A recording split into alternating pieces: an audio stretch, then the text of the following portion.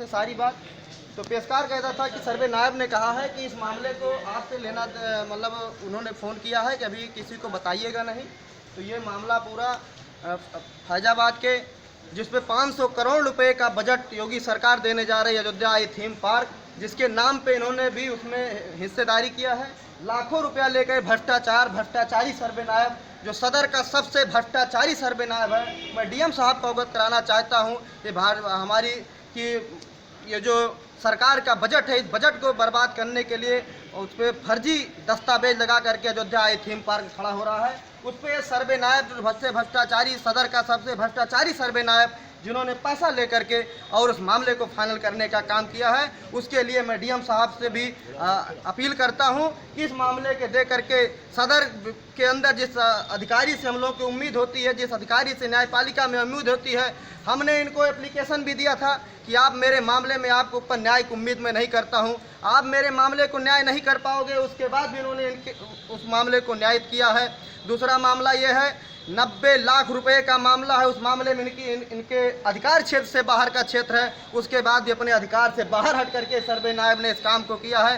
करोड़ों रुपए के घोटाले का मामला है, उसके बाद भी सर्वे नायब ने इस काम को अंजाम दिया है। और आज मैं 3 दिन से फरार चल रहा। हमारे लोग जब आते थे तारीख लेने, जब उससे बात होती थी वो कहते थे मैं हाई कोर्ट में हूँ। आज मैं जाकर जब देखा, यारो साहब यहाँ बैठे थे और मुझे देखते, मैंने जब डिस्कस शुरू किया तो भाग के कमरा बंद करके अंदर घुस गए। कहे न्यायालय नहीं है, न्यायालय में बात करिएगा, और अंदर जा करके दरवाज़ा बंद कर लिया। ये भ्रष्टाचारी सर्वे नायब, इसके लिए हम लोग अपील करने आए हैं। अभी डीएम साहब से भी हम लोग मिलेंगे और यहाँ कप्तान साहब से मिल करके इनके ऊपर 420 का जो विपक्षी लोग, उनके ऊपर मुकदमा भी दर्ज होगा।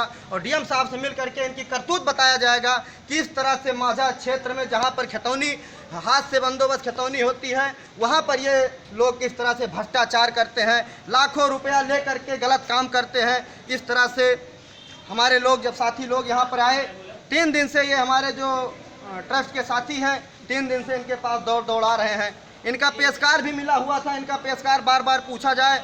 और कल 6 बजे तक हमारे वकील साहब यहाँ लगे रहे लाइन लेने के लिए। उसने 6 बजे तक चूतिया बनाने का काम किया।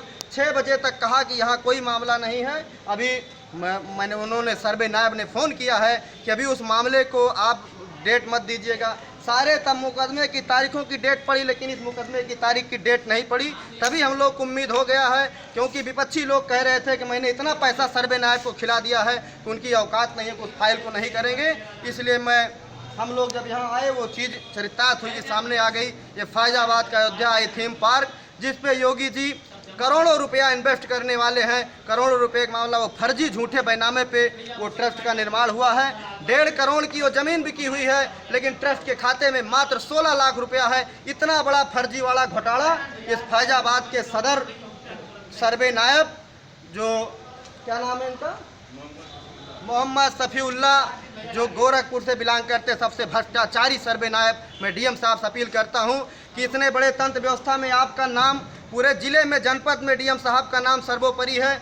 ऐसे जिलाधिकारी के सौजन्य से रहते हुए ऐसे सर्वे नायब जो जिलाधिकारी का नाम धूमिल कर रहे हैं, ऐसे सर्वे नायब को तत्काल कार्रवाई होनी चाहिए और उसको सस्पेंड किया जाना चाहिए और इस पर त्वरित जांच बैठनी चाहिए। धन्यवाद।